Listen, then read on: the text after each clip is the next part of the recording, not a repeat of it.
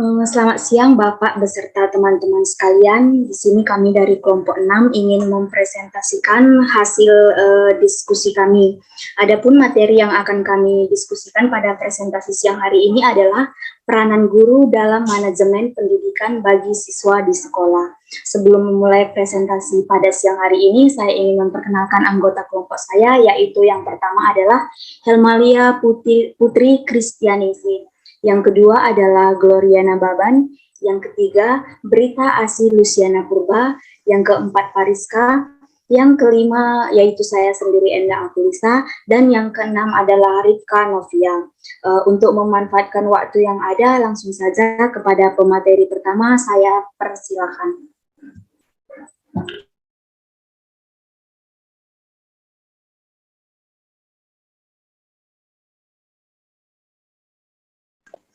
Slide selanjutnya.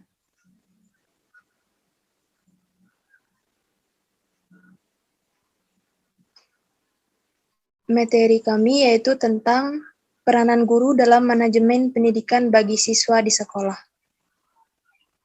Slide selanjutnya.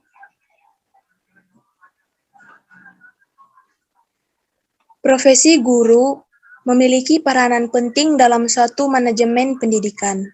Tidak hanya memiliki tugas menjadi pengajar yang baik dalam mendidik siswanya, namun seorang guru juga harus dapat menjalin kerjasama yang baik dalam penerapan kurikulum dan hubungan terhadap peserta didik.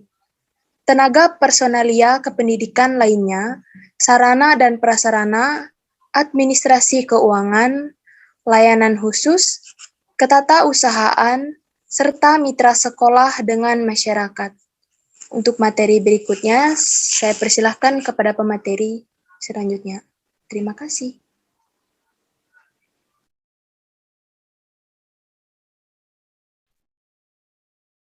Baik, terima kasih atas kesempatannya. Saya akan melanjutkan materinya, yaitu peranan dan tugas guru dalam pengelolaan pembelajaran. 1. Peranan guru dalam pengelolaan pembelajaran. A. Guru sebagai pendidik. Guru adalah pendidik yang menjadi tokoh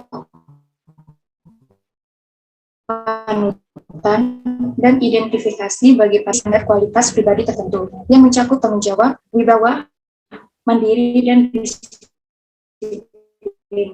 Berkaitan tanggung jawab, guru harus mengetahui serta memahami nilai norma moral. B. Guru sebagai pengajar. Kegiatan belajar peserta didik dipengaruhi oleh berbagai faktor, seperti motivasi, kematangan, hubungan peserta didik dan dengan guru, kemampuan verbal, tingkat kebebasan, rasa aman, dan keterampilan guru dalam berkomunikasi. Jika faktor-faktor di atas dipenuhi, maka melalui pembelajaran peserta didik dapat belajar dengan baik. C. Guru sebagai pembimbing. Guru dapat diibaratkan sebagai pembimbing perjalanan yang berdasarkan pengetahuan dan pengalamannya bertanggung jawab atas kelancaran perjalanan itu. Dalam hal ini, istilah perjalanan tidak hanya menyangkut fisik, tetapi juga perjalanan mental, emosional, kreativitas, moral, dan spiritual yang lebih dan kompleks. Sebagai pembimbing, guru harus merumuskan tujuan secara jelas, menetapkan waktu perjalanan, menetapkan jalan yang ditempuh, menggunakannya sesuai dengan kebutuhan dan kemampuan peserta didik. B. Guru sebagai pelatih. Proses pendidikan dan pembelajaran memerlukan latihan keterampilan, baik intelektual maupun dua bertindak sebagai pelatih. Pelatihan dilakukan di samping harus memperhatikan kompetensi dasar dan materi standar. Juga harus mampu memperhatikan perbedaan individual, peserta didik, dan lingkungan. Untuk itu, guru harus banyak tahu, meskipun tidak mencakup semua hal secara sempurna, karena hal itu tidaklah mungkin. E. Guru sebagai penasehat. Guru adalah sebagai penasehat bagi peserta didiknya, bahkan bagi orang tua, meskipun mereka tidak memiliki latihan khusus sebagai penasehat dan dalam beberapa hal tidak dapat berharap untuk menasehati orang. Untuk pemateri selanjutnya, silakan. Baiklah, materi selanjutnya yaitu Guru sebagai pembaharu. Guru menerjemahkan pengalaman yang telah lalu ke dalam kehidupan yang lebih bermakna bagi peserta didik. Unsur yang hebat dari manusia adalah kemampuan untuk belajar dari pengalaman orang lain. Kita menyadari bahwa manusia normal dapat menerima pendidikan dengan memiliki kesempatan yang cukup. Ia dapat mengambil bagian dari pengalaman yang penyesuaian dengan kondisi. G. Guru sebagai model dan teladan. Sebagai teladan, tentu saja pribadi dan apa yang dilakukan guru akan mendapat sorotan peserta didik serta orang di sekitar lingkungannya yang menganggap atau mengakuinya sebagai guru. Misalnya seperti yang pertama, sikap dasar, postur yang nampak dalam masalah-masalah penting, keberhasilan, kegagalan, pembelajaran, kebenaran, hubungan antar manusia, agama, pekerjaan, permainan, dan diri. Yang kedua, bicara dan gaya bicara, penggunaan bahasa sebagai alat berpikir. Yang ketiga, kebiasaan bekerja. Gaya seseorang yang dipakai seorang dalam bekerja yang itu mewarnai kehidupannya. Yang keempat, sikap melalui pengalaman dan kesalahan. Pengertian hubungan terluasnya pengalaman dan nilai serta tidak mungkinnya mengelak dari kesalahan. Yang H, guru sebagai pribadi. Sebagai individu yang berkecimpung dalam pendidikan, guru harus memiliki kepribadian yang mencerminkan seorang pendidik. Ujian berat dalam hal ini adalah rangsangan yang merangsang emosi.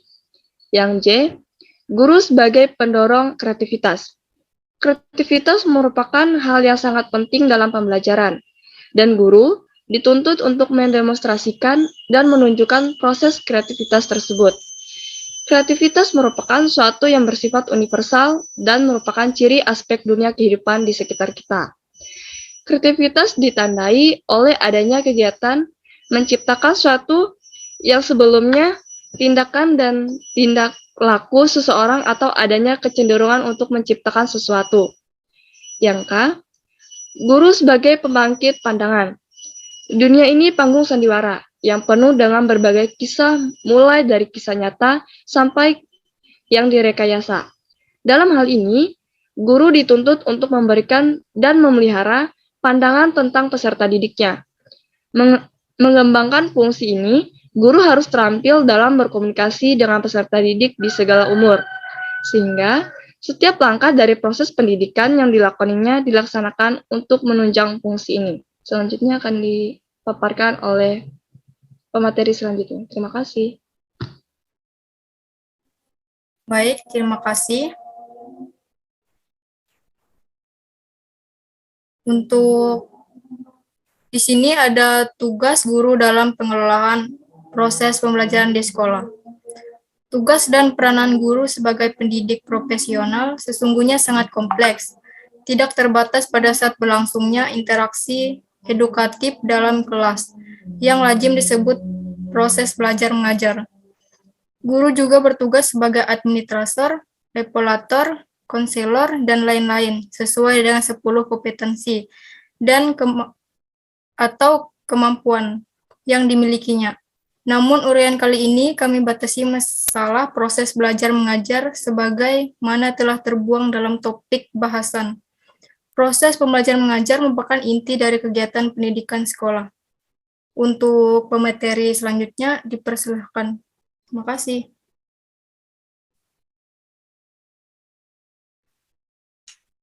Baiklah, di sini saya akan melanjutkan materinya. Mengenai tugas guru dalam pengelolaan pengajaran dalam buku petunjuk pelaksanaan proses belajar mengajar kurikulum tahun 1984, pendidikan kejuruan disebutkan sebagai berikut, yaitu bagian A, membuat program pengajaran. Maksudnya di sini sebagai guru, sebelum melakukan pengajaran terhadap peserta didik, maka guru harus membuat suatu program dalam kegiatan mengajar. Dan bagian B, mengorganisasi kelas dan peserta didik, yaitu meliputi mengatur ruangan dan perabot pengajaran berjalan dengan benar, maka perlu mengadministrasikan kegiatan-kegiatan belajar mengajar. yang lazim disebut administrasi pelajaran di kelas. Bagian selanjutnya mengatur siswa dalam belajar. Dan bagian terakhir, memilih metode belajar mengajar. Sedangkan bagian C yaitu menggunakan sarana dan lingkungan sebagai sumber belajar. Seperti yang dikutip dalam Hadari Namawi, yaitu dapat merumuskan tugas guru dalam pengelolaan pengajaran sebagai berikut, yaitu merumuskan tujuan instruksional, mengenal dan dapat menggunakan metode mengajar, mampu memilih, menyusun, dan menggunakan prosedur instruksional yang relevan dengan materi dan murid, mampu melaksanakan program belajar mengajar yang dinamis, mengenal dan memahami kemampuan peserta didik, dan bagian terakhir, mampu merencanakan dan melaksanakan program remedial.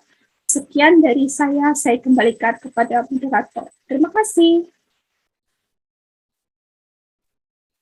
Baiklah, terima kasih pada pemateri yang sudah merasakan hasil materi kita pada siang hari ini. Adapun kesimpulan dari materi kita pada hari ini adalah pembelajaran adalah suatu usaha yang disengaja atau dilakukan oleh guru atau pengajar yang melibatkan peserta didik dalam mengelola efisien. Sekian presentasi dari kelompok kami. Mohon maaf bila ada salah kata atau kekurangan. Selamat siang dan terima kasih.